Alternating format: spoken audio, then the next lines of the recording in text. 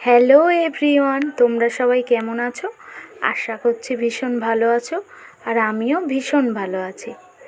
তো আজ ছিল একটা স্পেশাল দিন আমার জন্য, আরও স্পেশাল হয়ে উঠেছিল জগন্নাথ দেবের জন্য। তো আজ ছিল আমার জন্মদিন, আর জন্মদিনের দিন আমি চলে গেলাম জগন্নাথের কাছে। আমাদের মগরাহাটে একটা রথ হয় অবশ্য, তো সেখানে আর এবছর গেলাম না। এবছর চলে গিয়েছিলাম পুরো উল্টো দিকে বলতে জয়নগর চত্বরে। জয়নগরে মূলদিয়ার রথ, আর এই রথটা আমার মামা শ্বশুরদের রথ। এবছর থেকেই প্রথম স্টার্ট হয়েছে। সেটা হচ্ছে আমার মামা শ্বশুররা 7 ভাই, তো তাদের মধ্যে একজন দায়িত্ব নিয়ে এই রথটাকে বার করেছে। তো খুব কোনো দিন ভাবতেও পারিনি যে এত কাছ থেকে এত সুন্দরভাবে রথ দেখব এবং জগন্নাথ দেবের পূজা দেখব।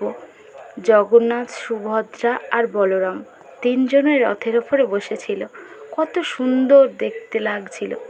চলুন, বলতে বলতে আবার রথটাও চলা স্টার্ট হয়ে গেছে।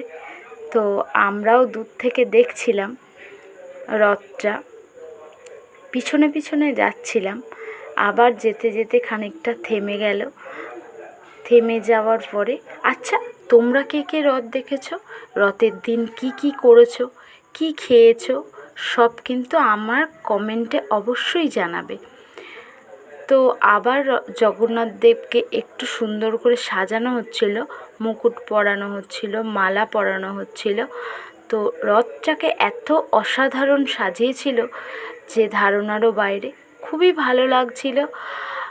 এরকম এর আগে এত কাছ থেকে কোনো দিন দেখিনি। তো নিজেকে সত্যিই আজকে ধন্য মনে হচ্ছিল। তো তোমরা রথ প্রত্যেক বছরে নিশ্চয়ই দেখতে যাও, আর সেখানে গিয়ে কী করো, রথের দড়ি ধরে ওই ভিড়ের মধ্যে কীভাবে টানাটানি করো, সেটাও আমায় অবশ্যই জানাবে। তো দেখো, রথের দুদিকে দুটো দড়ি আছে, ওই দড়িগুলো ধরেই লোকজন টানবে। তো আমি ব্লগের মধ্যে যদি কোনো কিছু ভুল বলে থাকি বা কিছু ভুল কথা বলে থাকি, তার জন্য অবশ্যই করে আমায় ক্ষমা করে দিও। কারণ এর আগে তো কোনো দিন এইভাবে ব্লগ করব ভাবিনি, আর বেশি কথা বললেই তো বেশি ভুল হয়, তাই না? তো সেই জন্যেই আর কি বলছি। তো দেখো, আজকের আমার স্পেশাল দিনটা এত সুন্দর হয়ে গিয়েছিল। আর হ্যাঁ, ছোট ছোট কুচো কাঁচা বাচ্চারা এত সুন্দরভাবে তারা জয় জগন্নাথ বলছিল যে ধারণারও বাইরে। এত ভালো লাগছিল যে যত আনন্দ যেন ওদের মনে। সত্যি হয়তো এই বয়সটা এত সুন্দর একটা, এই বয়সে সবাই থেমে থাকতে চায়, বলো? তো রথটা এগিয়ে যাচ্ছিল, আর আমরা গাড়ি নিয়ে পিছনে পিছনে যাচ্ছিলাম। ভীষণ ভিড় ছিল, তাই আমরা আস্তে আস্তে চলছিলাম। তো সবাই জয় জগন্নাথ বলতে বলতে যাচ্ছিল, মনটা যেন ভরে যাচ্ছিল।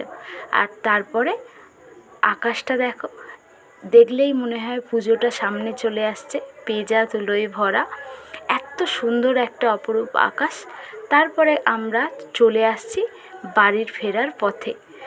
তো বাড়ি ফেরার পথে চলে আসছি। তোমরা সবাই ভালো থেকো, সুস্থ থেকো, আবার দেখা হবে, টাটা।